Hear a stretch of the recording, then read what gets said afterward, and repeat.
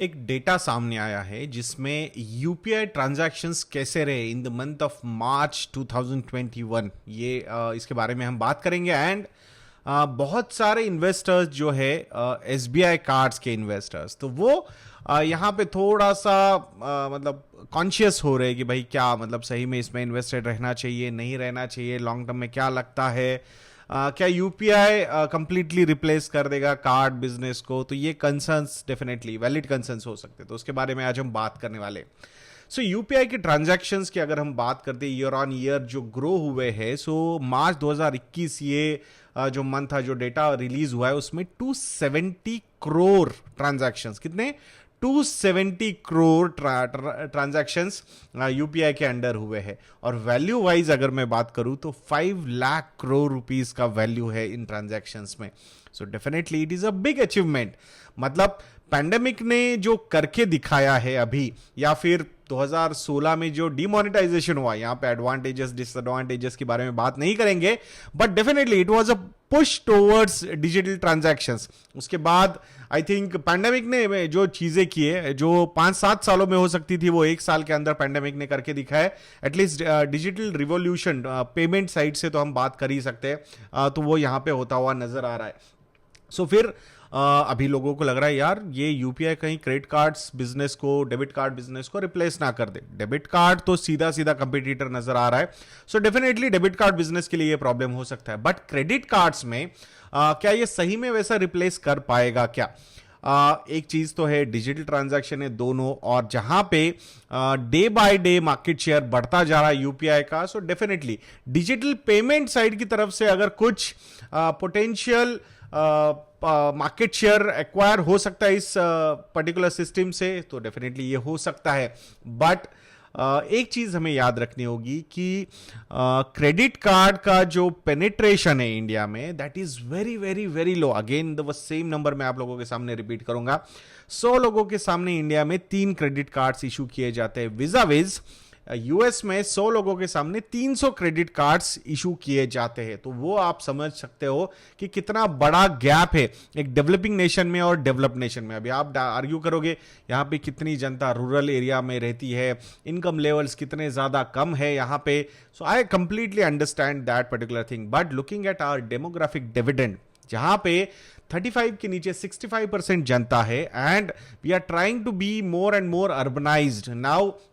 I think with the connect which we are having through technology, ये जो 3G, 4G, 5G आ रहा है, so definitely I think rural areas will also not be left behind. तो ये भी एक बहुत बड़ा एडवांटेज इन सारी चीज़ों में हो सकता है। सो आने वाले समय में एक अच्छी तरीके से पेनिट्रेशन यहाँ पे बढ़ता हुआ नजर आ सकता है। So debit versus credit. दूसरी बात ये होती है कि क्रेडिट कार्ड का जो मेन इनकम आता है, जो मेन पैसा क्रेडिट कार्ड कमाता है, वो ऐसा नहीं होता कि जो टाइम पे पैसे दे रहे हैं, कि क्रेडिट कार्ड यूज करके टाइम पे बिल पे कर रहे हैं जस्ट रिवॉर्ड्स के लिए वो काम कर रहे हैं। एक्चुअली ये तो लॉस मेकिंग बिजनेस है क्रेडिट कार्ड के लिए। सो मुझे नहीं लगता कि अभी जैसे एक ट्वीट में मुझे किसी ने टैग किया था और उसमें बताया था कि मैंने खुद ने, मतलब वो जो व्यक्ति है मिस्टर सोनी आई थिंक, तो उन्होंने बोला था कि मैंने लास्ट 1 साल में अच्छा खासा मेरा जो ट्रांजैक्शंस है वो यूपीआई में शिफ्ट हो गया फ्रॉम क्रेडिट कार्ड। तो जिस तरीके से मुझे लगता है कि आपने ये शिफ्ट किया होगा, मुझे नहीं लगता कि आपने कभी इंटरेस्ट भी पे किया होगा क्रेडिट कार्ड का, जो उनका मेन बिजनेस होता है। आप तो ट्रांजैक्शंस करके रिवॉर्ड्स ले रहे होंगे क्रेडिट कार्ड की तरफ से। सो एक्चुअली वो तो लॉस मेकिंग बिजनेस है क्रेडिट कार्ड के लिए, it is not profit making business. उनके लिए प्रॉफिट कहां पे सबसे ज्यादा होता है कि बड़ी बड़ी ज्वाइनिंग फीस वाले कस्टमर्स उनके पास आए, या फिर जो मिनिमम पेमेंट करके निकल जाए और फिर उनको वो इंटरेस्ट लगाते जाए 3% पर मंथ, 3.1% पर मंथ, और साल का 36 से 36 to 38% तक का इंटरेस्ट वो चार्ज करे। So that is there core income, that's what they focus on. तो वैसे ही जो टाइम पे पैसा दे रहे वो तो उनके लिए कभी अच्छे कस्टमर थे ही नहीं। उनके लिए अच्छे कस्टमर्स वो है जो डिफॉल्ट करते हैं, बाद में लेट फीस पेमेंट करते हैं, इंटरेस्ट का पेमेंट करते हैं। तो वो जो जनता है वो आने वाले समय में ये जो मिलेनियल क्राउड यहां पे बढ़ रहा है इंडिया में, ये बहुत ज्यादा स्पेंडिंग वाला रहने वाला है, तो वहां पे उनके लिए काफी अच्छा बेनिफिशियल हो सकता है। दूसरी बात है कि अब ये एक आर्ग्यूमेंट हमने debit card versus credit card का हमने किया है, और उनके प्रोस्पेक्टिव कस्टमर्स, अच्छे कस्टमर्स कौन से, ये भी हमने बात कर ली। अब वैल्यूएशन या फिर इन्वेस्टमेंट पॉइंट ऑफ व्यू से बात करते हैं। वैल्यूएशन मतलब I am not going to discuss valuation, but concept यहां पे कौन सा, कितने प्लेयर्स लिस्टेड है क्रेडिट कार्ड बिजनेस में इंडिया में? There is only one player which is SBI cards. तो वैसा देखा जाएगा तो अगर ऑप्शन से अवेलेबल नहीं है इन्वेस्टमेंट के लिए, इंस्टीट्यूशनल इन्वेस्टर्स के लिए या फिर बड़े इन्वेस्टर्स के लिए या फिर रिटेल इन्वेस्टर्स के लिए, तो फिर वो कहां पे इन्वेस्ट करेंगे? वो तो एसबीआई कार्ड्स में ही इन्वेस्ट करेंगे। सो यहां पे एसबीआई कार्ड्स को एक स्कार्सिटी प्रीमियम मिलता हुआ नजर आ रहा है, because there is no alternative available, and plus I think holding of parent company is also very high, तो उस हिसाब से सप्लाई भी मार्केट में कम है, तो it will always enjoy some premium valuation considering the valuation concepts. मतलब डीसीएफ वैल्यूएशन करो या फिर और कोई वैल्यूएशन आप किसी इस कंपनी का करो, क्योंकि कंपिटिटर्स तो है नहीं कि आप बोलोगे कि इसका पी इतना है, दूसरी कंपनी का पी इतना है, तो इसके हिसाब से उसको इतना वैल्यूएशन हमने देना चाहिए, because no other credit card play is listed in India. So वो स्कार्सिटी प्रीमियम डेफिनेटली यहां पे इस कंपनी को रहेगा। वो टीना इंपैक्ट, मतलब there is no alternative if one wants to invest into cards business, so there is only one alternative and that is SBI cards. तो उस हिसाब से ये स्कार्सिटी प्रीमियम रहेगा, प्रीमियम वैल्यूएशन पे ये स्टॉक ट्रेड कर सकता है, and under penetration is going to help this particular company to gain more and more market share. So from cards in force हो या फिर स्पेंड्स पर कार्ड हो, आई थिंक वहां पे मार्केट शेयर कंपनी का आने वाले समय में बढ़ता ही जाएगा, ऐसा मुझे लगता है।